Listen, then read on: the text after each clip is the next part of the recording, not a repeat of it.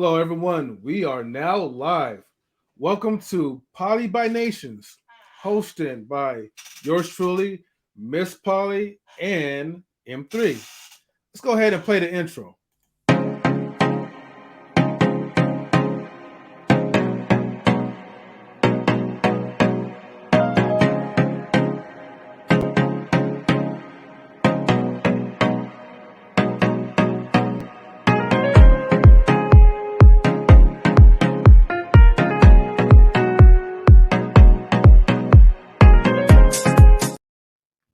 All right. So the intro was made by Miss Polly, by the way. So Miss Polly, that was definitely like a nice intro. Maybe Yes. I probably say like we might have to stretch it out a little bit, but I kind of like it the way it is for now. Okay. Yeah. So how you doing this evening? I'm well. I'm well. I'm doing well. Just on a winter day there was a blizzard, so I didn't do too much outdoor stuff. Yeah. Okay. Yeah, ours was pretty chill. We had like floods around the neighborhood. Just to say it's bad. You gotta stay inside when it's like that. You gotta stay in the house. Yeah. But other than that, so what we gonna be talking about tonight, Miss Polly? Because I'm ready. Yes, yes. So we did do Miss Polly Wright YouTube Hmm. Pollination or Pollinations, and basically we discussed on that first episode just like the basics about how Okay. to date someone who is from another country. I kind of explained how I initially started talking to a gentleman who is out of country, and I would like to go ahead and start possibly talking to him and getting to know him. No commitments yet or anything, but this led me to kind of open up the doors to show people what it's Hmm. like to be poly and date Okay. internationally. So Yeah. that's what we're on to. Yes. All right. Cool. Well, all right. I'm looking forward to it. Why it's cool to date internationally. All right. So so break it down to me, right? So you're saying it's cool to date internationally, even though, right? I mean, I guess in any relationship, you guys are strangers, but Right. dating someone internationally, that's like that's like the ultimate long distance. You know what I mean? It definitely is. Definitely the ultimate long distance, especially people who maybe even have partners who maybe are in the military, navy, all those things, because not Hmm. all the time you can travel with your partners. They have to go, on tours and things like that, and you're at home. So building that real strong mental connection is like really important, and especially in poly, you want to build those mental connections. So this is new to me myself, and it's a new way to kind of show everyone kind of how to date safely, even if it's not poly, safely internationally, especially with all the passport bros and things like that. We want to, just we see it as passport bros, but there are girls who are passport girls. I could be one of those. If you're saying if you do date someone internationally, you Yeah. do, and there are men who come to me who are international. You have people do that, so you want to kind of know what that's about. You have questions, and um, you might want to be interested in dating other people outside of you. Hmm. We're going to say Western world, and I Hmm. think that a lot of women don't give it an opportunity, also because they don't think about it as well. Some women are saying they want this traditional man, right? M3, you agree. A lot of women are like, I just want a man to give me, he's going to take care of me, do all these things. A lot of women are saying there's not a lot of men in America who are like that, even though men say they are. Hmm. Well, have you ever thought about dating someone in another area, especially areas like I just said, Afghanistan, Pakistan, those areas where their marriages are really built on men getting themselves established prior to marriage, financially, and all that, and then they find a wife. And not all of them are poly, so you could be someone that could look into these other places. And another thing is, since there is a lot of poly relationships, they're usually polygamist. They're the men who are on the higher ends of, being very successful, they can take up to, I think it's 3 wives, maybe 4. But if you take on these wives, it means there's actually more available men available. And to us, success, we rank success a little bit different than they do. So over there, let's say this man has a career or whatever, and he's saying, hey, I bring home 100,000, $100,000 a year, and I would like, a wife who's traditional. You could clearly look over there and find someone, and a lot of them do know English. In other countries, they usually have English as a requirement to some degree. So yeah, I mean, this is options for us. Okay, well, that's why I had to break down some notes, because you said a lot of interesting key points. Let's do like a little recap a little bit. Let's start with the international relationships. When you said safety, right? And here's the thing. Safety is just pretty much all across throughout the world. Every woman desires to be in an environment where they feel safe. And so what it seems like you're providing solutions on how to deal with international men, but in a safe way, which I think that's something that a lot of people need to kind of like tackle into, because that could be one of the most biggest fears when it comes to traveling from overseas. Absolutely. We hear a lot of negative stuff. Let's just say Africa, for instance. How often you heard about the bad side of Africa, about starvation, poverty, all these other things, but until you actually go and explore your own self throughout the good areas and the bad areas, you won't be able to differentiate. You're just going by America's news. Right. Okay. So my question is, okay, how is you as an American woman who probably have not went out there, let's just say you haven't went out to like Pakistani or other countries, but you're offering a solution to have safe interactions, okay, and relationships with people who are international. Can you explain that? Right. So I will say, and this even goes for girls who are doing this, even in the United States, going from state to state. A lot of women aren't very aware of, they hear of human trafficking. They don't take it as seriously, especially young women who are doing this. Hey, he's gonna have me come out and he's gonna pay for this and that. And they're quick to hop on a plane and go 5 states over to meet a stranger that they just basically been having lots of sexual conversation with, or intimate conversation with, and they don't really know them, and they're willing to do that within 30 days, hop on a plane and go meet a man. And that goes for even international. Yes, it's a lot riskier going international, because the rules and laws are a little bit different. So you can go somewhere and not know what you're getting into and not be seen, and there's no one really there who maybe speaks the language, or things like that. So there can be concerns. So you want to take, precautions as a woman in any of those situations.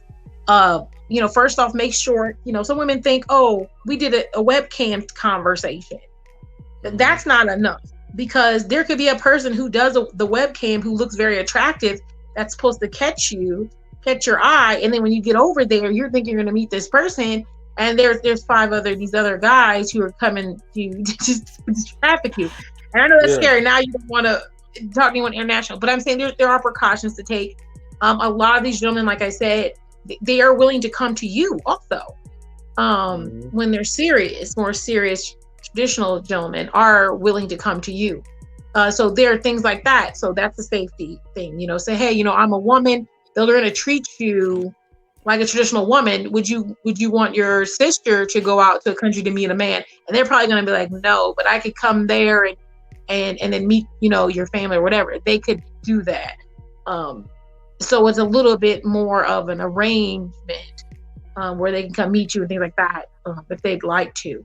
So yeah, definitely take those steps to be precautious. And that's what we talk about on the series, kind of like, what kind of things you should look out for, even if you're going to Jamaica. Like I said, women don't really think about that. I just want to go to Jamaica, have a good time on the sand, and meet these men and it's like Hmm. the same thing can happen to you there. You can get That's drunk, true. someone can take advantage of you.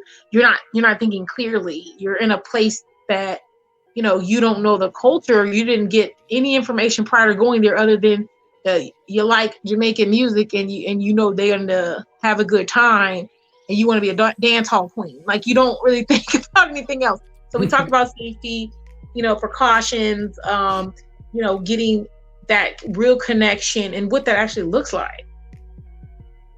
Yeah, and I like that idea because the thing is, like, yeah, if these people are really into you and they're from other countries, they can also make their way out to see you as well too. It's probably best to like have the man come out of his way to meet like you, the family, so they could get familiar with him. The other thing too is that, well, shoot, and let's just say like for guys who are traveling out to meet women, foreign women in other countries. Now, thanks to this whole new system that's called artificial intelligence, they even have visual AIs that can speak just like a human, and Hmm. people could really get catfish. So Yeah. imagine you spending time, you're talking to a digital model, and somebody's behind a computer screen just typing, typing, typing. They're replying back to you, but you're thinking it's someone else. So I mean, if you're, you gotta also kind of be careful of those type of things as well too. So yeah, definitely safety is definitely a huge component, and definitely continue to be creative to find many different ways to make sure that both parties are safe. Hmm. And even if you have to bring a travel buddy, someone that actually speaks the language or are familiar with it, try to build that trust with your travel buddy, so that way he or she could kind of guide you, and that could also like increase decrease any type of anxiety that you guys may feel when traveling overseas. Right. Yes. Absolutely. Absolutely. So yeah, definitely that. I think so being safe, and then we also talk about catfishing, which is a Hmm. big thing. Everyone knows the TV show, all think, but you see these stories. So if they can make catfish, and there's so many, how many seasons is it in now? Like 16. This Yes. is still ongoing. People get catfish, and they'll talk to people for months, years, and they will never see their face, or they'll be hiding half in the dark. There are Hmm. things that people do, and you have to be aware of that. There are people who pretend they want to date you, and you're sending them money. Women, that you should know, that's the number one scale of law, where you're sending someone, and that's just even in America. You're sending a man hundreds and thousands of dollars, because you're trying to help him in his career, or whatever it is you're doing. And these are red flags. So things about being safe, taking precautions, and even when you want to do something, just having boundaries Hmm. for yourself and for them on both ends. Yeah, that's what safety is, one of the things we really talk about. And how can we, when we want to meet, what can we do to make that a safe environment? Mm. Yeah, definitely for sure. Um, Now I will get to like another question because you kind of made me chuckle a little bit when you said passport sisters, and I'm like, oh man. So the reason why I'm saying this, right, because you know I I feel like there's going to be coming real soon where where there's going to be a passport sister movement, and passport bros is going to be pissed, and so it's just another way to divide people again. You know what I mean? I Look, do. Yes. wherever, if you have, if you take the jab or you do not take the jab, you're divided. Whether you're black or white, you're still divided. Whether if you're a a pro-choice or a pro-life, you're still divided. So when you Right. mention passport sisters, I'm just like, oh man, dun dun dun. You know, didn't have my I, sound effects ready, so I got yeah. So but passport sisters movement, I can see that yeah, coming. yes. Go ahead, Polly. Um, I was gonna say, I think a lot of people. Okay, so let's just be honest, okay? This is an Mm-hmm. honest moment here. So Okay. the movement basically started. A lot of people say it didn't start with them, but I'm gonna say Black American men saying that they would like more traditional women. So they kind of started with them, the saying, but it actually didn't. We all know that white men were already finding brides across the world prior to, but Mm-hmm. this movement where they're putting it online and things like that and saying that, hey, go and promoting it out loud recently, that's different. And so the thing is, though, there are a lot of Black women who say they will only date Black males, right? Let's just say that a lot. You hear that a lot, usually from Black women say, I don't want to date anyone of any other ethnicity.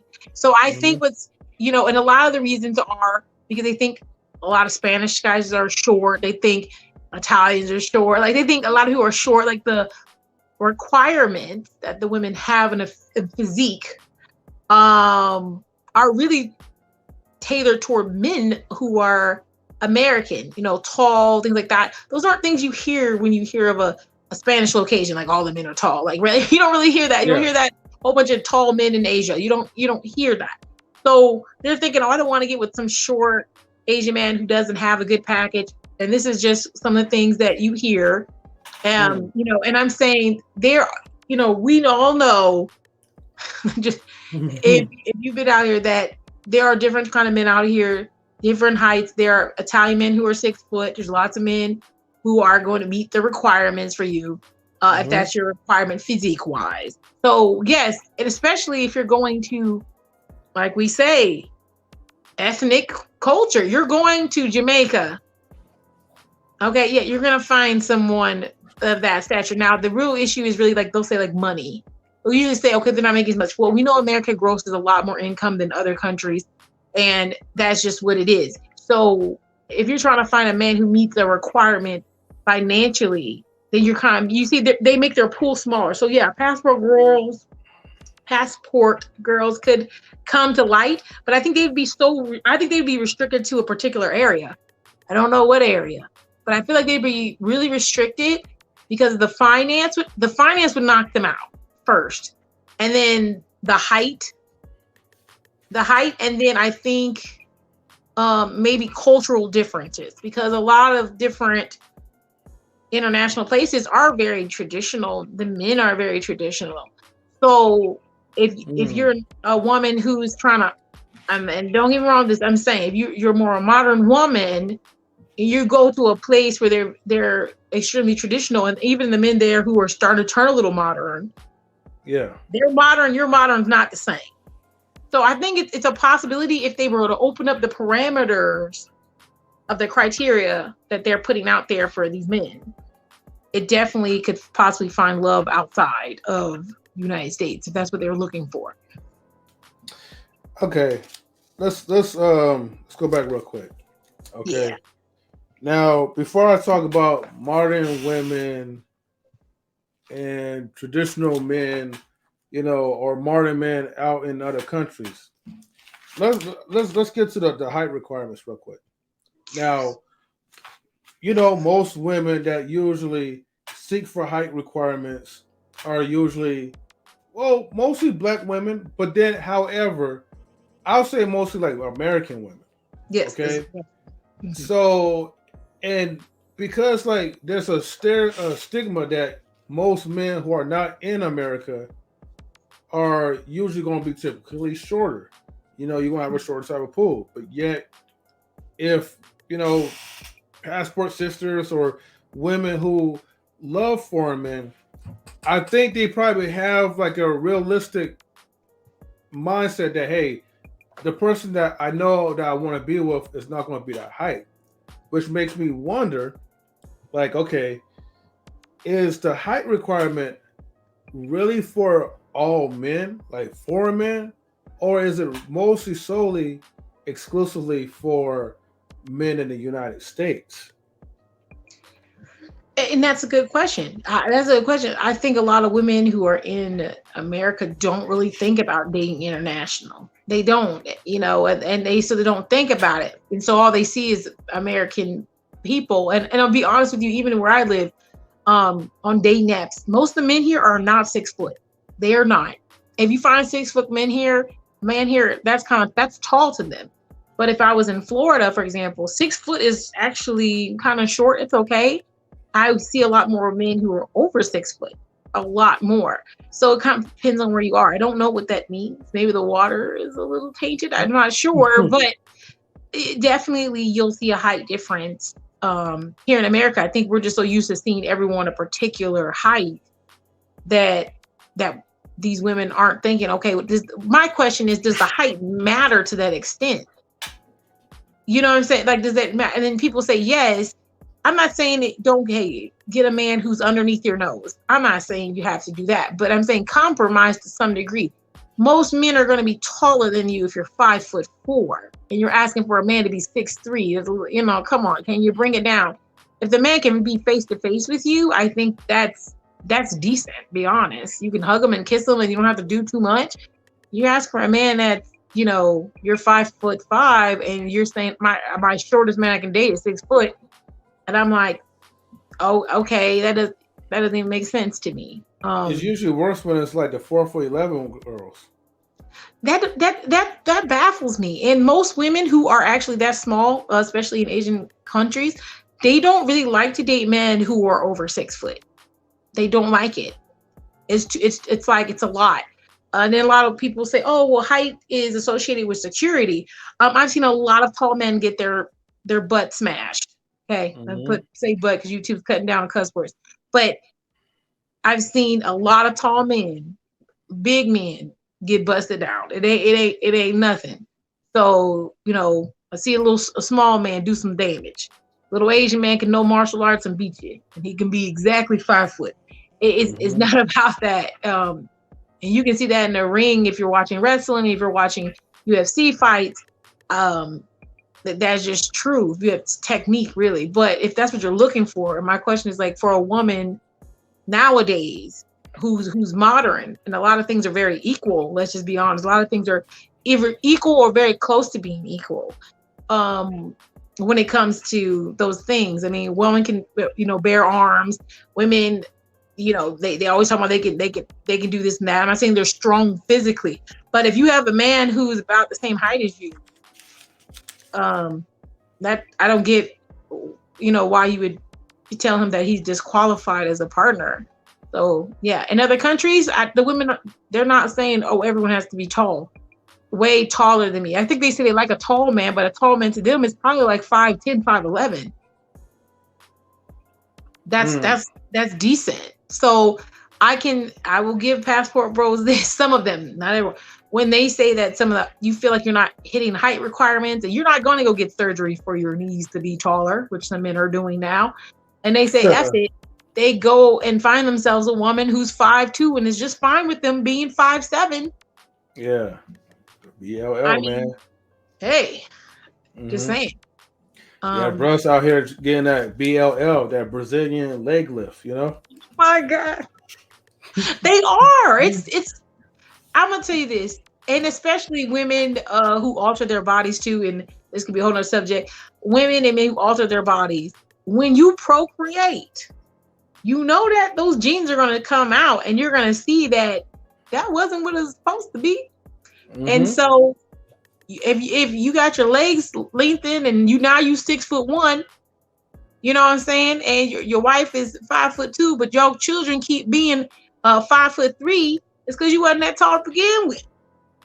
Like, you know that, right? Then if you say that's the purpose, it's because I want my kids to be tall. But half these people have plastic surgery. Half of them don't have a good physique, good skin, all that naturally.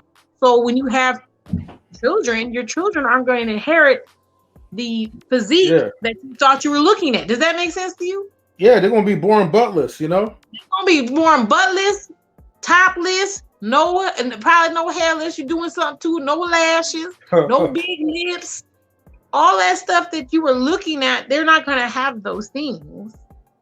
So if that was what you were doing, was I'm procreating with this person because they're very attractive, I want very attractive children. Nowadays, half the women out here don't look like that. So how can you tell?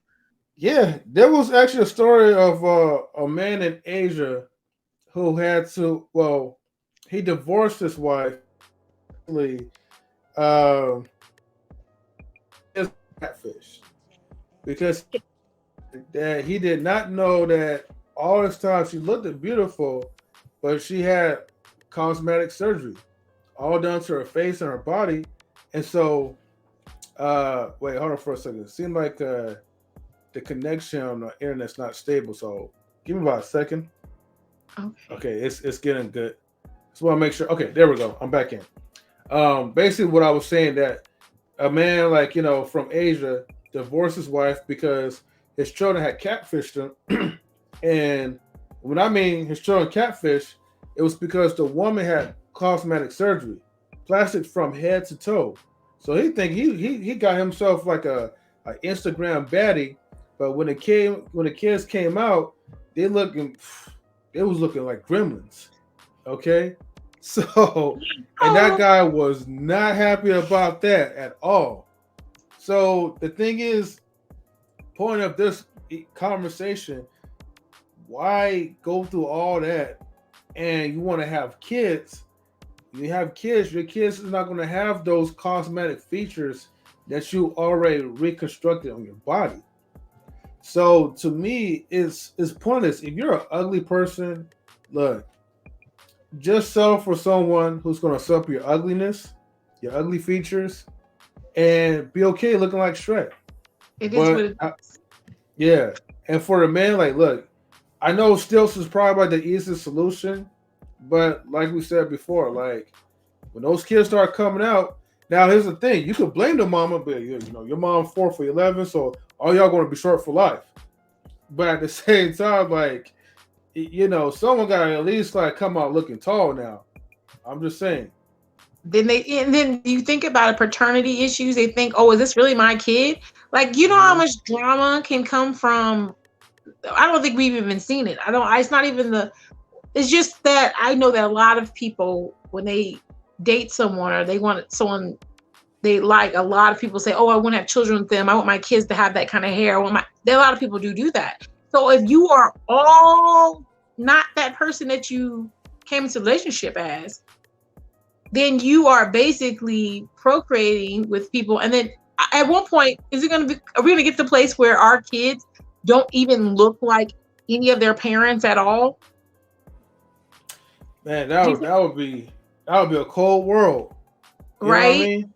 Because your nose is different, your lips is different. And that's why I thought with Kylie Jenner and all that, and I'm not trying to say anything wrong with them, but when they started having kids, I was like, will their kids even look like them? Because they're so different from they when they were younger to they're older.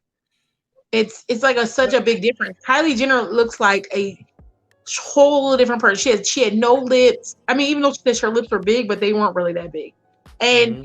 she all the hips and all that. When your daughter gets old enough, is she gonna be like, well, I want to have hips like you, and now you're telling your daughter to have surgery because that's how you got yours.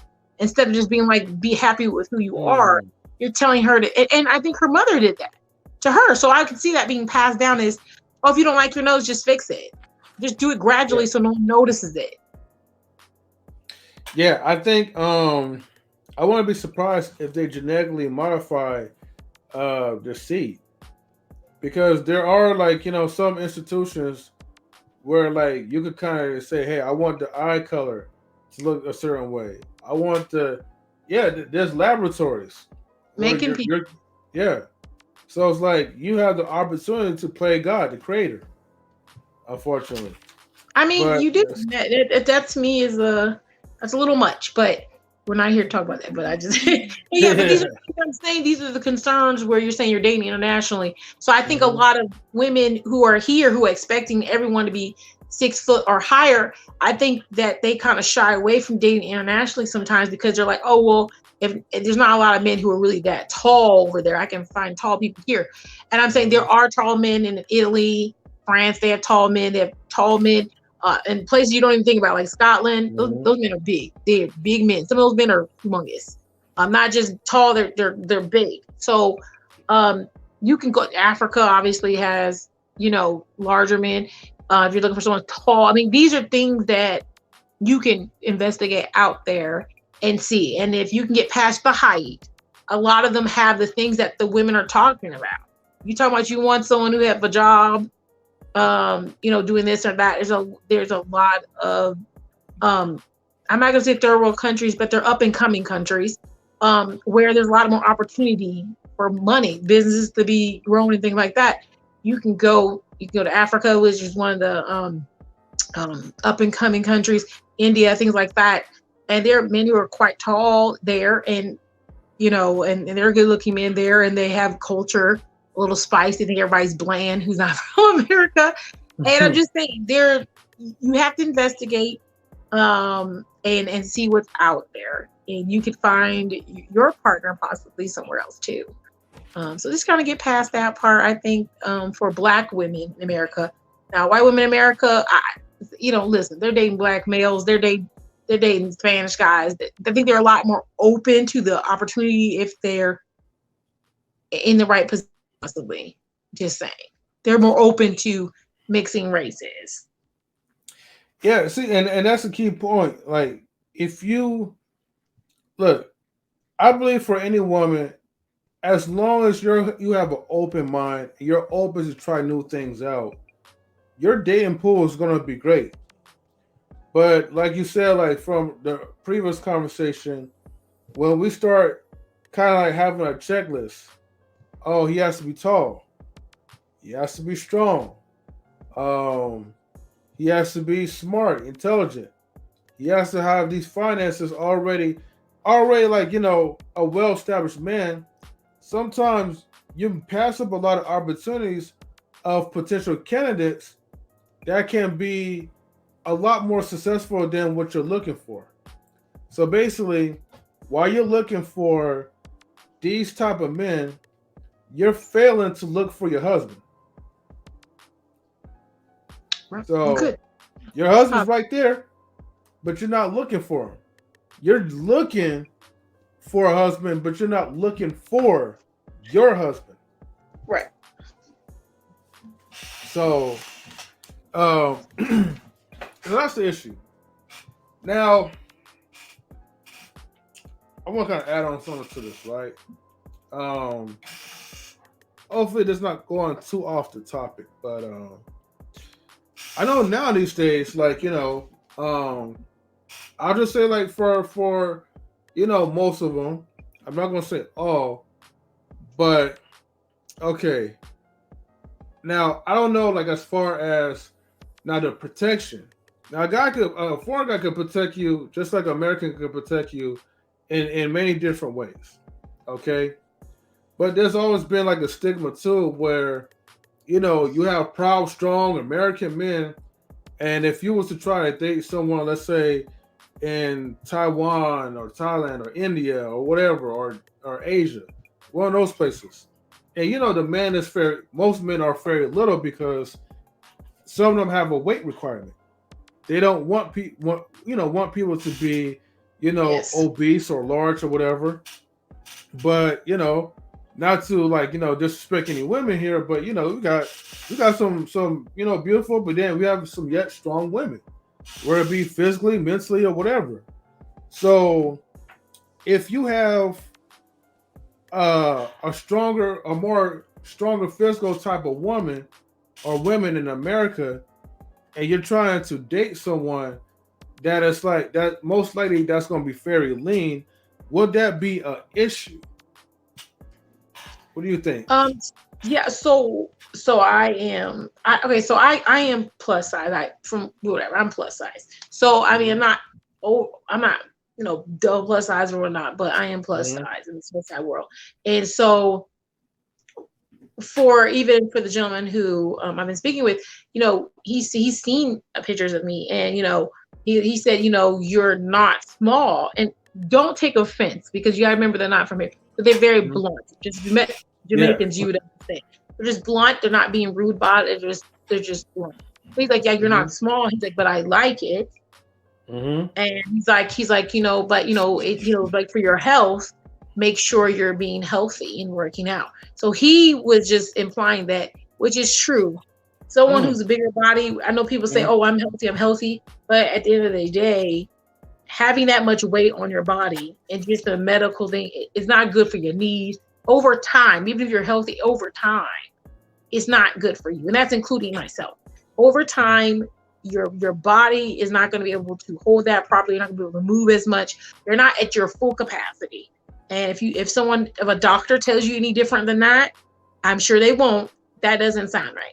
I'm not saying bigger women. I have a 10-year-old who is literally, she just turned 10 in December, and she's literally 5'2". I know the difference between being big as a big person, because you're just growing so fast and you're just going to be a big person. Mm-hmm. But you have to know that you're not healthy in that place either. You know, can you run 3 blocks? Can you lift things? These are it's just being healthy. So I don't think it's a mean thing. Do I think it cuts your chances down? To some degree, I think if they approach you, they already know what you look like. They don't feel that way. Yeah. They're already, they could ask you if you're going to work on something because they know it's not healthy. But other countries are way healthier than us. And if you don't know that, you need to open up your eyes. Most people, I'm just being honest, we all know Americans, we are gluttonous and we overeat, we overdo everything, we overeat, we overspend, we overdo everything, and it's just what it is. And other countries, they don't eat like us. They don't eat the kinds of food we eat. Even over there, you see McDonald's, they have healthy. That's really for tourism, really. They don't eat like us. They don't do that stuff. So, you know, and that's just even down to Mexico. Think about it. If you go to even a Mexican store, usually their sweets are fruit. Yeah. They're fruit. It's not candy. They may have candy there, but most of their fruit, and usually even if it's candy, it's fruit based. It's never like, you know what I'm saying? So they just eat different, and we just aren't. We're not very healthy here. So I don't think it'll kill your chances, but if you're a super BBW, that could be concerned. But there are some men even over there who like that. But also remember this on the safety tip: there are a lot of people who are into fetishes, and so if you have just know that there are some men who like big women. So I've seen stories where a woman's super BBW and a man from another country is like, I really like that, I'm really into that, and then when she started losing weight, he divorced her because he didn't marry a skinny woman, and he said that. Then he said that on a whole TV show. He said, I did not marry a skinny woman, and I like you the way you are. And he divorced her. This is, so you got to be aware of fetishes. So right, because they like you based off on what you're able to offer for them, and once you change that, then it's like, I don't need you no more. Right now, what was the thing I was going to say?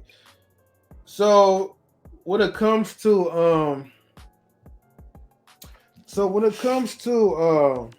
okay, the size of it, right? Let's say, for instance, oh man, I forgot. You know, I really lost the question that I was going to ask you. I'm sorry. Like, I know it has something to do in the continuation with size. The baby, yeah, with the size, right? Which, oh, okay. Now I remember. All right. So, all right. My question is, for there's some people, right, where the looks, right, sometimes could be deceiving. So for bodybuilders, say for instance, whenever they see someone that's bulky with muscle, they're looking at that person. Oh, that person's like in shape. That person's like on top of the health game. But on the inside, you know, most bodybuilders are actually more unhealthier than we are. That's because they take so many different supplements. Their bodies look great, and it's inspiring to like want to have a body like that. You know what I mean? But nobody really like, tackles the inside. Nobody don't really think like, man, you're taking this supplement, you're taking that supplement, you're taking pills, steroids, you're taking so much into your body. Even like as a bodybuilder, sometimes like your heart can't even take all that stuff because you're still increasing, even though it's muscle weight, which is still good, But when it's so much, because muscle weighs more than fat anyway, can your heart really take all that weight that you're adding into it? And it makes me wonder, just like a person that has a lot of fat, could a person that has a lot of muscle could almost damage their heart as well too. I mean, yeah, there's a lot. Like I said, a lot of people who are bodybuilders, the ones who are extreme bodybuilders, they do a lot and they take a lot. A lot of them are very strict about how they eat, and I don't mean like in a good way. Like some of their restrictions are actually not good and healthy at all. So there are people who aren't doing it right and things like that. And even a thin person, just because they look like they're in shape, they can't run a mile. There's thin people who can't run a mile. So it may be easier for them to run longer, but that may not be true. So that's why I said they are really focused on being healthy. And as you all know, a lot of other places, especially in Europe, they have their medical stuff is free. So you went to Canada, medical is free.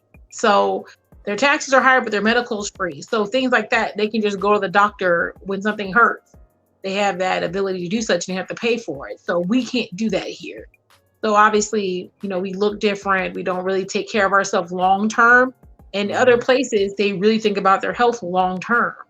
I just don't think that we put that much into that, like other places do. So if someone foreign asks you, "Hey, are you gonna lose weight?" or it's really a lot of times a health concern. It's not oh, you're just so fat and it's like, I don't think that's good for you. Like, are you gonna be alive in 10 years? That's what they're really thinking.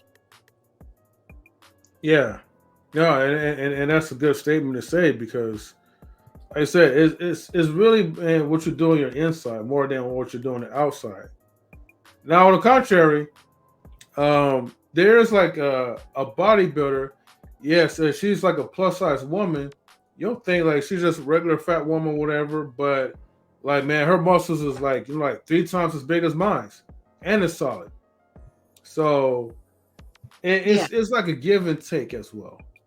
Right. And some guys don't like a lot of muscular women. They like their women to be softer. So it just depends on what you like. And like I said, I've never seen, not yet, like a high amount of men who are foreigners be like, I just love my women so muscular, and they like feminine women. They want a woman. I'm just and I don't mean like every man wants a woman. I'm saying if you were heterosexual, they want you to be feminine to some degree. And that goes down to even the countries that are really close to us.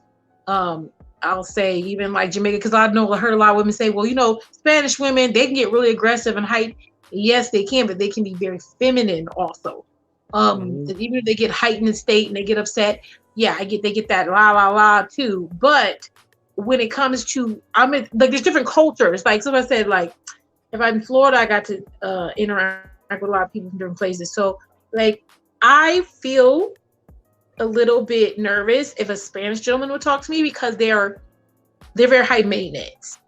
And what I mean by that is that there's high maintenance in themselves, and they want their women to be high maintenance. They want their nails done, your hair done. When you're going out to the store, they would love you to wear heels. Not everyone, but a lot of them like their woman to be very, when we go out, we're out. And if you're not that kind of woman, that looks a little intimidating to me. So do you feel like, although like it may be intimidating, but do you feel like that's an issue that black men kind of lack in? Like, do you feel like we don't really set standards as high enough as like other foreigners, like the Spanish guys that you're mentioning? Yeah, I think our standards for each other are just they're not the same as everyone else's. And each country is a little different, but our standards definitely are a lot more lax. We have more freedoms than any other country. If you don't know that, I'm telling you, it is true. We have a lot more freedoms and liberties than lots of countries, especially for women. We're allowed to do a lot more with ourselves and our bodies, even though, there's laws back and forth about our control of our bodies and things like that. But at the end of the day, out of all the world, we have the most, liberty to do what we want. to where we want, and not necessarily take on a lot of backlash. Now you might have the, oh, that looks hoish, blah blah blah, but you have to remember there are other countries where if a woman shows too much of her ankles, she can get fined by the day. They'll come to her house and fine her. Wow. Yeah, people think, oh, that's a lot, but it's because it's like that's too much. You have to know that the rest of the world is different, and that if you don't know what it looks like to be somewhere else, then you think that you're not getting enough. Does that make sense? So you say, oh, I can't, there's girls out here, you see all their body, they go out, all they have is a bathing suit. You're not, there are some countries you can't go to the beach you have to go to the beach fully clothed. I'm not saying move there, but there's lots of women who don't have the liberties to walk the streets at night. Some women, they're not allowed to be out after like 6 o'clock at night. Yet they say that's just not safe for women. You can't go anywhere without a chaperone. There are places like this. They do exist still. Don't say, oh, it's all Eastern. That's what I'm talking about. Even in Africa, when girls, and in Jamaica, when young women go to school and things like that, a lot of times they ask them to have chaperones because it is easy for someone to violate them. And this is in Africa and Jamaica. These are places that you would consider more modern. And I'm saying this stuff still happens, and the country wants to protect the women to whatever degree they want. Some extreme, some are not. And this is what you're going to go up against, is that. So if a man comes to you from another country and says they're interested, a lot of times, if they're looking at you, they may be interested in, seeing you. If they really like you, they'll probably say, hey, I like you, because the women that they see every day, a lot of times, they're a lot more strict on even approaching them. So this is like a whole nother ball game. And I think if American women saw how it was in other places, they would bring that a little bit different energy, I think, to certain situations.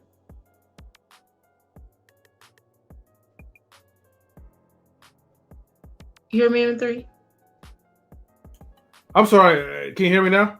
Yeah, no, I'll make sure you can hear me. Yeah, and I can hear you. I was add this other part because I think it's important. So I know women are like, well, if you're not traditional, you don't want to deal with that and all that. It's not necessarily about being highly traditional, because I don't find myself as a traditional person. I find myself as a modern person. But I also feel like even in me being more modern, and I do like my freedoms too, just to certain degrees, with that, you still want to be able to make sure that you have to realize you're still a lady. I know that sounds weird. Like, you have to realize you're still a lady. And that's the whole reason why you want to feel protected, because you think someone might take advantage of you. And there's a lot of women who play on the victim role too, as a woman. Oh, I can't lift this up, babe. I can't do this. And they use that.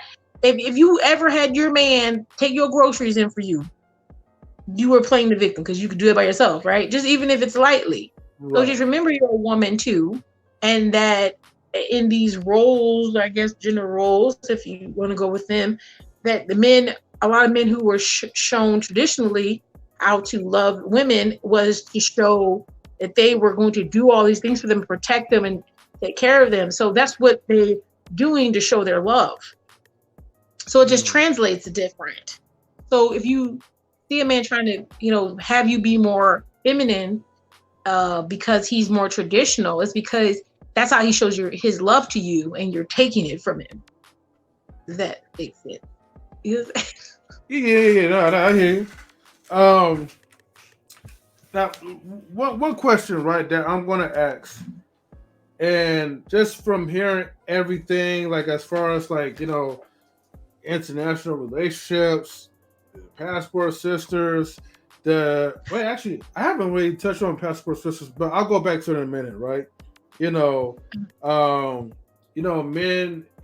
dating in foreign countries, dating between like 3 to 4, different women, or having 3 to 4 different wives out there, which that does benefit from the poly relationships. You know what? I didn't even touch up on that too. Damn. Okay, so let me go ahead and make sure I start this. Well, I'm glad I took notes, right? My Yeah. question is, okay, before I have to rewind back, okay, do you think, okay, culturally and morally, because you did mention there's things that, women in America does that pretty much are more sexual liberated. You could go swimming, you could, get half naked. But out there in other countries, you gotta be fully clothed. So, excuse me. Do you think, if you really sit down and think about this, do you think it would be more dangerous for foreign men to date out in America, to date women in America? Because think about this. Think about it really hard, okay? We always, remember, in America, we always been taught to watch out from foreigners, okay? Because we don't know about the culture like that. And we don't want to offend. But I'm going to say this in the reverse. For the foreign men, do you think it's dangerous if you grew up in a cultural background, okay? And there's things that you're accustomed to. There's a lot of family values, okay? And you know the biggest con is that there's no culture out there with Americans, especially between blacks and whites. So going out there and dating a woman in America, do you believe that there could be a danger to that? I would. Okay, so you said danger. I don't know if danger is the word I would use, but I definitely think that it would be a challenge. It would be a challenge. It's because of the vast difference. And I'm not saying places like Puerto Rico and things like that who are a little bit closer to us in a Western manner. But if you're talking about someone who is from Africa, the places that are actually, kind of quite a bit further away and different. And I don't want to pick any country in Africa, all the countries in Africa, really, unless it's South Africa is kind of a little bit liberal, but not too much. But if you go to these other places, yeah, no. It for them, I think it's a cultural shock. Unless you're dating someone who's from Europe, a European country, where the women have a little bit more liberties there. But also in the same breath, I'm going to say this because this is very important, because since you said that, when the men come here and they see women here, they see them as having a lot of freedom, and the traditional part's not there. And that's the part is hard for, I think, a man to interact with a woman from America sometimes, because if they're not traditional, how do they approach you? Because you're not going to respect the same things that the women where they're from respect and like. Like I just said, you saying they're not tall enough. They may say, well, I have a good job, or my job is, even if it's like I make $60,000 a year, I make, decent money. I can buy us a house and live with you. Some women here are like, well, if I can't go on vacation every year, I don't want you. And they're like, like it's a different vibe, where over there, and this is even culture wise, depending where you are, it's just not, the women there may value actually having a family and just living in a nice borough and just living there and feeling good about just having their husband. And some women, they pride themselves in being married to a husband who wants children, and he goes to work and he comes home every day. That's all what they really would like. And like you said, that I'll add this separately from this part, but because I know someone might bring up Europe, and I want to say Europe is kind of like I said, they have a lot more liberties, but they're very traditional sometimes over there to certain extents too. There are gypsies over there. I don't know if you've heard of even gypsy weddings. Gypsies, even though people think they're wild and half naked, they are the most strictest thing I've ever seen when it comes to being traditional and strict. And those women want to be wives to their husband, and they're very dedicated, and they look like they're half dressed and dancing all the time. They can be half dressed and naked, but you cannot touch the women. The women have to be in the house. They have to have chaperones. They have a whole thing. So these are very traditional people, even though they don't appear visually traditional. And then also, like someone might say France or European countries, they like to show a lot of naked things. And that's a cultural difference. And that's where we need to go on people's culture. In Europe, art and things like that are very naked, especially France. That's one of the most liberal places over there, where being nude is like, oh, okay, all that, you know, 3 ways. Like they're very liberal in France, but they even Europe, being naked and nude and condoms, sex education is very open. So there, for someone to see a statue of a penis, no kid really laughs. It's just like, oh, that's art. But here in America, you show them a picture of, you know, a piece of art, and they're like, oh my God, that girl's naked. And it's like 30 minutes of laughter. It's not the same culture. And that's Europe. So you got to realize that. So us being, you know, half dressed here naked is different. You go to, even, like I said, you go to England, you'll see a lot of women just, they like to be married. And you can hear them talk about it. I want to be married to a husband. He comes home, and then they are saying very traditional things. They're saying very traditional things. In America, they're like, I just want to have a good time, and if I want a husband, I don't even know. Most girls, they don't even want to be married anymore. And then they just want to have a good time. And these other places they're not on that. So yeah, I think that it's just a different culture, and America is just very extremely liberal. And these men who come here internationally, unless they want to be Americans and be liberal too, they will struggle. They will struggle. All right, I hear you on that one. All right, let's go back real quick, right? Let's talk about like more of like, okay, multiple partners out there internationally, because you know, I don't think we haven't got a touch into that part. Now, this will probably play into your benefit because, you know, you're into having multiple partners. Now, what if, okay, if you were the one to move out into their country? Like I said, and this is these are countries where multiple relationships, you know, for one person is heavily accepted. Yes. You guys would pretty much be a straight blended family, in other words. Yes. Would that be something that will entice you to move out there to their country as an American? It could be. I think for myself, it could be a positive thing because of the fact that these a lot of, like I said, a lot of other places what is it? Like I said, it's like 83% of the world is actually poly, in some kind of poly. And so in those countries, seeing poly people, seeing poly relationships is not unusual. So someone seeing you down the street with your sister wife, that's not unusual. Someone seeing you interact with more than one partner, that's normal. It's like, okay, that's cool. It's not strange. So for me, it actually would probably be a positive, even if it was the other way around, when it came to being accepted in a culture where they already participate in such things. But on the other hand, since I am polyandry, even there that some people do practice it, a lot of Middle Eastern countries the men are actually choosing to be polyandry. They really are. And I don't know the exact reason, but there's been quite a few men who've tried to talk to me from Middle East, and a lot of the times their answer is, they're like, well, you know, some men can have more than one wife here.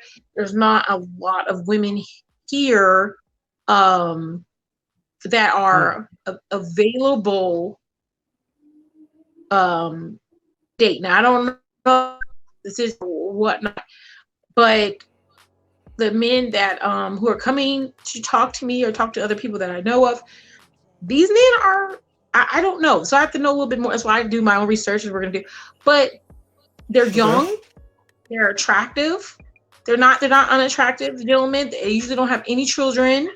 and they actually have careers. And they're saying that a lot of women are being taken by some people who have multiple partners.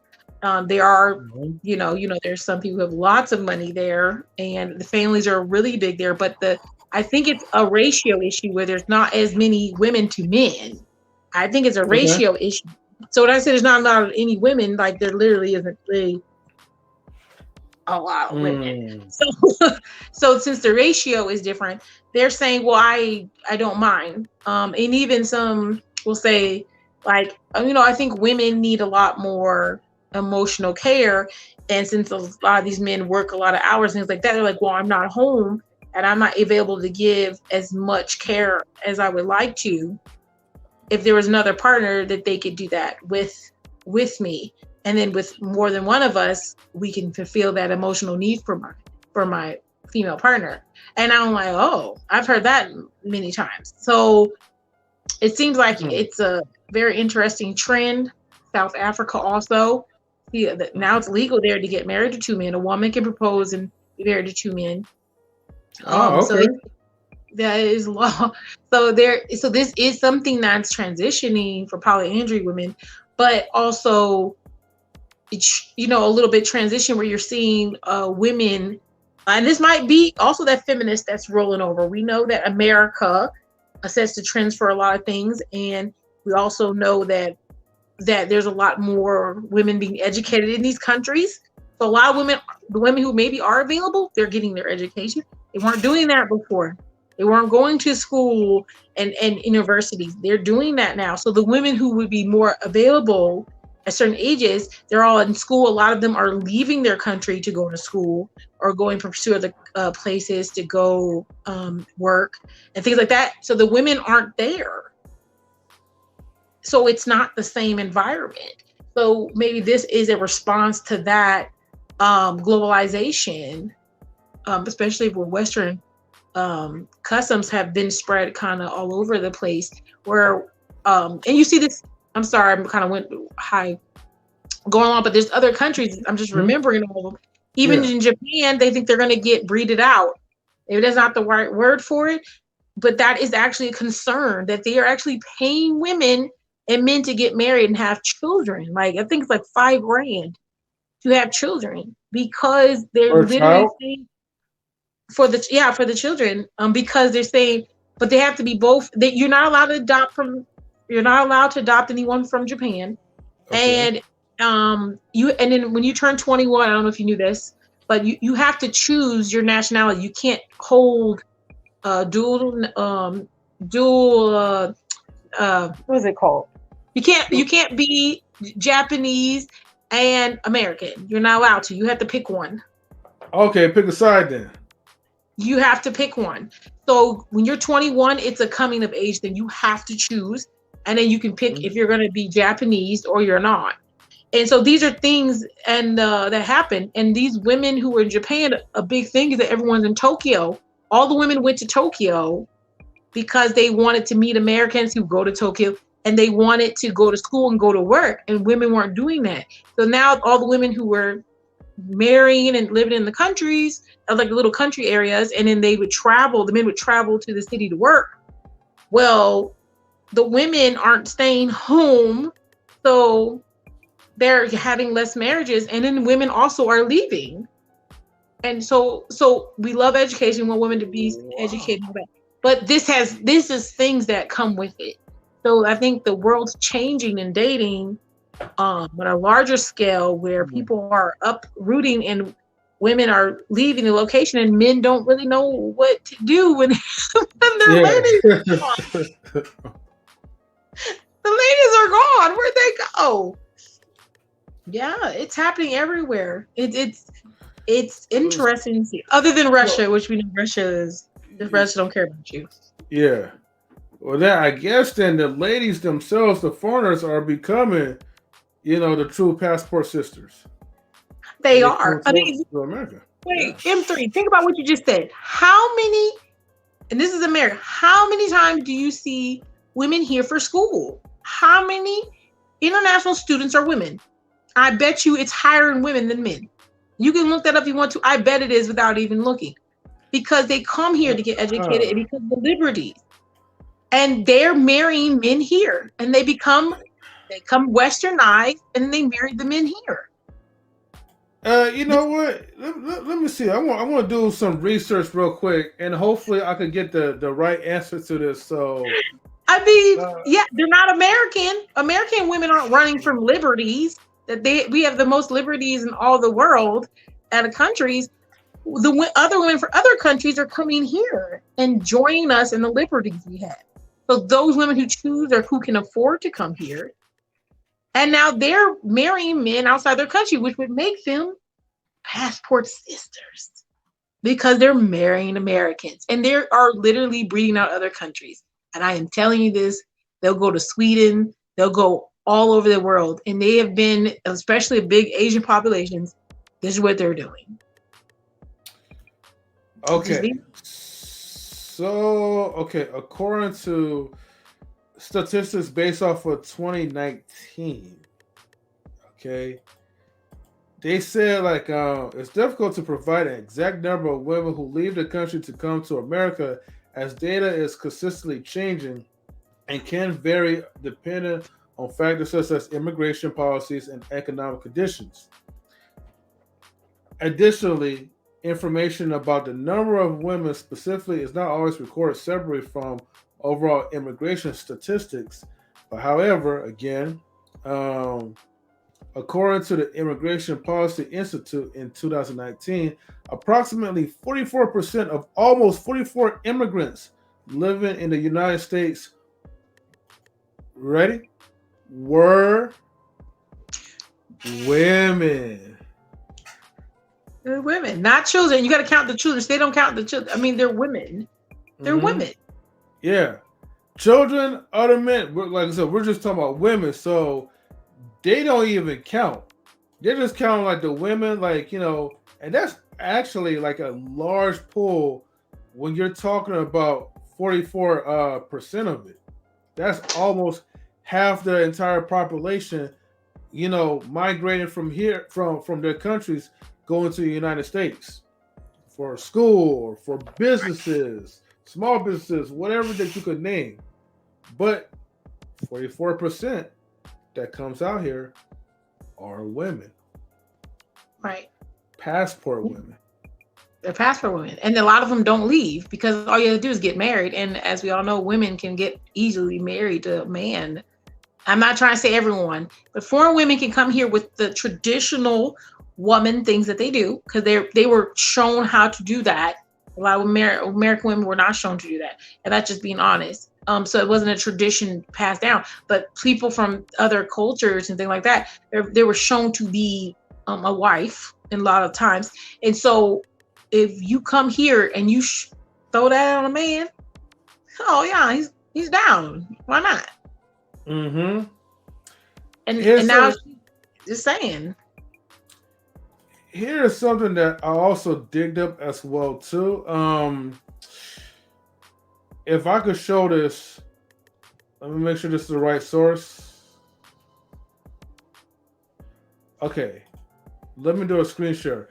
But there's like a slight update. Okay. So now they're saying that, let me see. According to some websites, it's 51.8%. I believe it's going up every year. I know it is because it makes sense. It just makes sense. Yeah, and then it also says too, immigrant women and girls. Now they're talking about girls, right? Because remember, we didn't count the girls part to it, right? The children. So now, because we added the children into this, right? And I'll show you in a second. It says immigrant women and girls immigrant women and girls outnumber immigrant men and boys. There were 23.2 million female immigrants in the United States in 2018, accounting for more than half of 51.8%. So let me see. Also counted more than half. Okay, so let me go to this little website, and then I'm going to see if I can pull this up.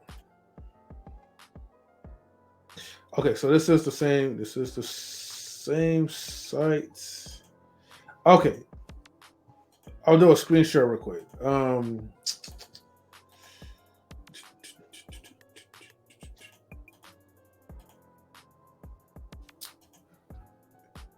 right.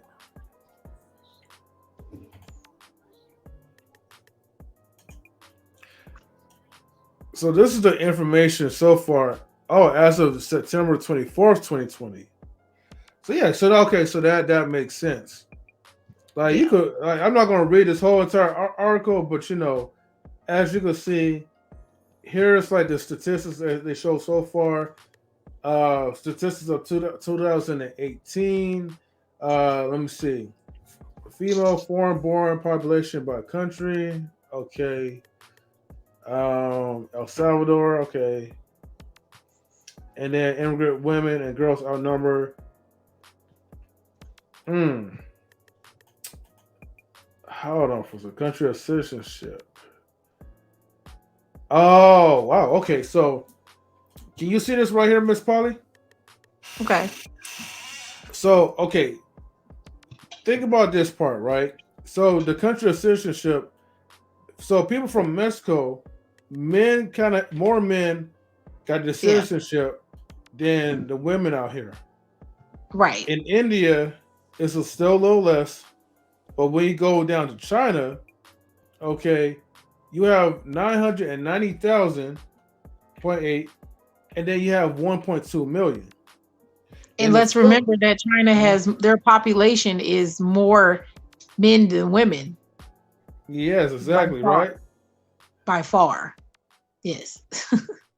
And then you got, let's see, Vietnam, El Salvador, okay, coming in close to even, Cuba, Dominican Republic, Korea, and Colombia. Wow, that's so okay. And that's only counting the ones who apply for citizenship. A lot of them just apply to be a student and then they just get married. Mm-hmm. Most people come here on a student visa or a work visa, but most of the time it's a student visa. These are people who actually applied for it and got it. There are a lot of people, what they'll do is apply for it and get married, and then they'll still keep their dual citizenship if they want to, or just continue to stay and keep renewing their temporary one. So the reason why, like I said, with all this movement going on in Western ideas kind of spreading with globalization and things like that, I'm not saying it's bad or good. I'm just saying with that, it's just common sense. Any woman who's been restricted to that degree, and some have been restricted to extremes, to not be able to vote, not be able to work, and really rely on just men. And I'm not saying that's a horrible thing. But if someone told you, hey, you can go over there, you can wear what you want, you can say what you want, you do what you want, you can make your own money, you don't got to worry about even finding a husband if you don't want to. You can do all that. Why would you say no? I'm being honest with you, not just a real personal. Why would you say no when you don't have to? Some people, I'm not saying you have to, but like a lot of arranged marriages in other countries, India and things like that. If someone said you don't have to be arranged married when you're 22. Yeah. Why not? I mean, just being honest, lots of arranged marriages is all over the place. America thinks you're only in America. Outside of America, arranged marriages are all over. It's still practiced.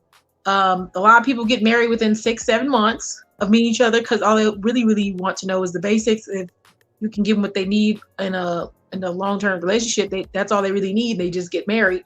And then you're just supposed to push through it. It's a journey. Marriage is a journey, and you just go with the flow. So these are places that are now being kind of westernized. And so if you told a woman, or even if a man was like, well, my daughter messed up, maybe she did let him not even have sex with a man. She went out with the man, and now she is looked at like a slut because she got caught hanging out with this boy. Well, I'm going to send her to America. Now she's not looking like a slut.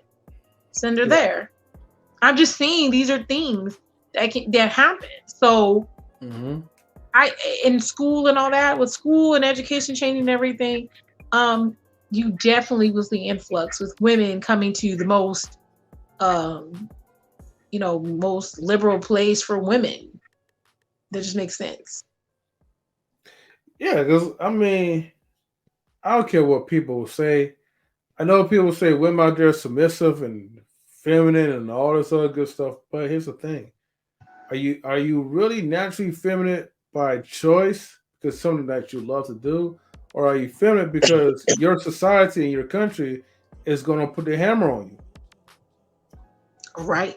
You got to think about these things too, though, because once they come out here and they get their citizenship and they start learning English, oh, the feminism is going to come out of them. Right, and that's the thing when women do come here. So, like I said, a lot of them. Okay, so I think you should show this anyway, because I don't feel like I was raised very feminine, but I've been very told I was very feminine. So my thing is, I think I was shown how to treat people how I would want to be treated, and that's something we do. But here, we have this big thing where you don't need a man, all that stuff is happening, and I think that transition now is ending up where women are being by themselves, and then they do want a partner, but they're in this mindset, well, I'm not going to let anyone just run over me, and they take everything as if someone's trying to take their freedoms and liberties away. And if you find a person who is very traditional and they come here, they want you to have some freedoms, but they don't also want to be disrespected, and they know that comes with a particular thing instead of rules. So find out what that place is in their rules, and then kind of go and see if that's what you want to do, because a lot of people are modernized to some degree, even in the traditional way, and so they may be okay with it. Like for example, as one of the big examples that I had was, so the gentleman I was talking to, he's in Pakistan, but he's from Afghanistan. So when I looked up women and what they wore and the rules there, I was like, oh my goodness, this man must think I'm naked. Literally, I thought that, because I'm like, women aren't allowed to show. They said the law just changed. They have to do the full on mask with just the brim in Afghanistan right now. It's you cannot go outside unclothed. You have to be fully clothed. The whole thing has to be covered, no hair, nothing. And if you do get caught like that, if your husband lets you out or whatever, you will get a fine. Your husband will be fined. You're not allowed to walk out like that at all. And then even when I looked at Pakistan stuff, which is a little bit lighter, it still is the same thing. And I'm thinking, this man just saw me. He saw like my neck in a tank top. He must think I'm naked. And I was like, wow, I'm freaked out a little bit. And he was like, no, it's not that, it's okay. And he's like, I don't want to, he says like, I don't want to see, like, I'm not going to ask for those kind of photos or things like that of you. I don't want to see those kind of things. So it's even like a respect for me as a person. A lot of women like, oh, these men want to do something with you. But I've also seen women have interactions with people. This is back in Florida, especially Middle Eastern men, and the man will say, I really don't want to have sex with you. It's just because I want to, if I'm thinking of you as a serious partner, I want, as maybe a wife, I don't want to have sex with you until we're married because I don't want to violate you. And I've seen women break up with men, and I'm talking about black women, break up with men who are like that because they're like, I can't tell if they like me or not. And that has really, really, I've seen that happen several times over. And I'm like, why? And they're like, because that's not what I'm used to. And I'm like, this man's telling you basically he sees you as a wife. He's respecting you. And he had other friends who were sleeping with American girls. He's like, but he doesn't want them. He's just having the fun while he's here during his pilot training. Like, Right. Oh, yeah. Learn about the countries you're from. A lot of these countries, they send this is why I say student visas. They send their, so you have to take an exam in a lot of countries. You take an exam. You don't get to go to high school for free.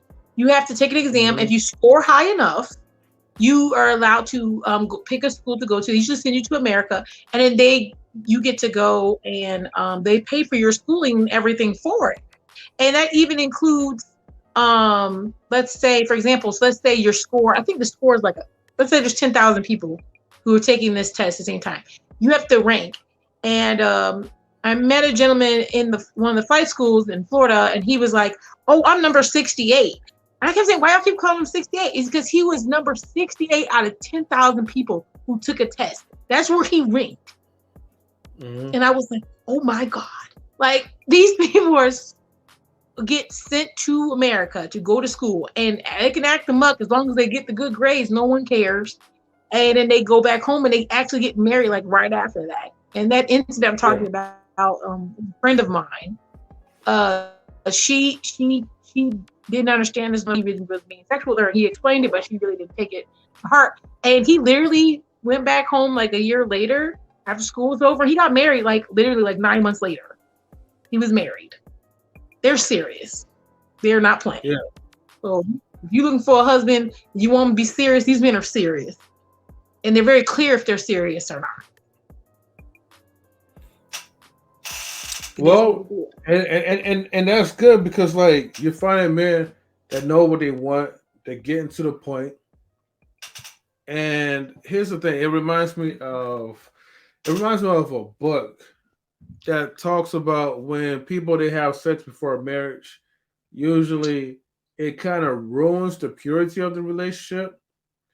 Now, whether if I agree or not, but it does makes me think that okay, that's how these men operate, which makes things a little bit more safer, and I think it makes marriages go up a little bit higher. It does, because now you're after the person not for lustful reasons, but you're after the person because apart from all the veil and everything that's covered, it forces and trains men to appreciate their personality. Right. Because you don't know what's going on behind. And if you're not marrying the person, you know what I mean? Like, well, if you're not having sex with a person before marriage, then that's a bigger thing. Right. And a lot of these places, people could say, well, that's why they get married because they just want to hit it and blah, blah, and then they'll get another wife. I mean, I've heard people say that. And I'd be like, I know what you're saying. I get it. That is a concern. But most of the time when this happens, it's more of like you have to meet their parents. You're sitting down with her dad and her mom, and you have to convince them that the marriage is okay. You just can't just marry somebody. A lot of times in more the traditional fashion, or at least marrying them. You say, I want to marry them, and you have to present yourself to their parents. So this is something. So if you're doing all of that, and they're allowed to talk to each other. Usually, like I said, it depends on what country you're talking about. But some of the stricter ones, I'm saying, these are things you have to do. In Africa, you hear people say, I have to meet her dad. You hear that. Yeah. I have to meet her father. I have to meet her mom. I have to meet her family before we get married. Like, these aren't unusual things. It's just unusual in America because you can, you hear people say, oh, I've never even really met their dad or mom for like 2 years, or I met them, but I don't really like them. They don't care. They don't have to get permission.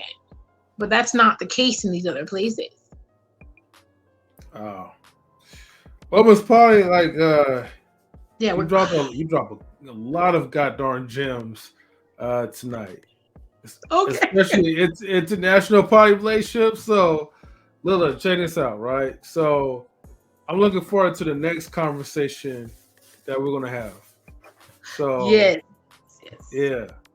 And maybe we can have someone else come to you and ask questions. Especially, I was even thinking, maybe is it Lola? Yeah, Lola, because she's actually, she was Muslim, right? Not correct, or she. Something like that. Yeah, I think Christian Muslim. What I'm saying is that maybe if she wants to or not, but just having someone who, even if they didn't like it, but just the understanding of the actual transaction that takes place, even religion-wise. We want to bring up religion next time when we're dissecting this. So yeah, check out my page for the actual episode, and this will be our part B. If you guys have questions, you guys please put them down below. And then if you want to refer over to my channel, Ms. Poly Right, you can watch just kind of my process of what I'm doing, and then we kind of break it down over here. So, and you can answer your questions, all that great things like that.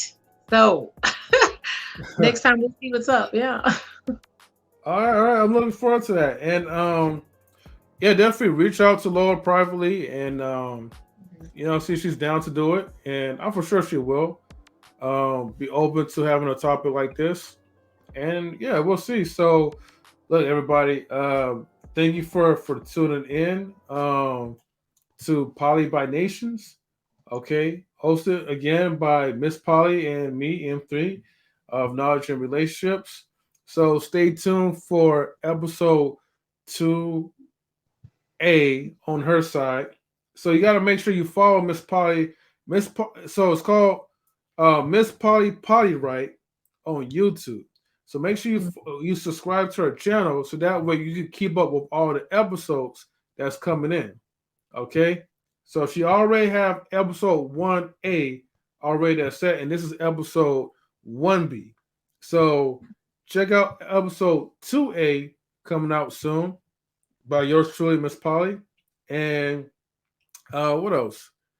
Let's go ahead and we're gonna play like the wonderful outro. Yes. All right, let's go ahead. Let's go ahead and do this real quick. All right. Let's go ahead. We're gonna play the outro right now.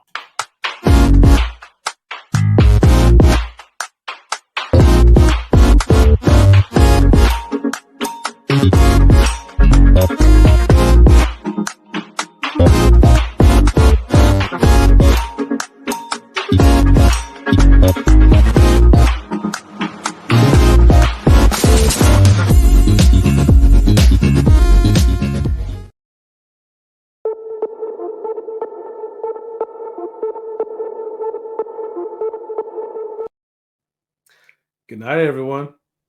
Right.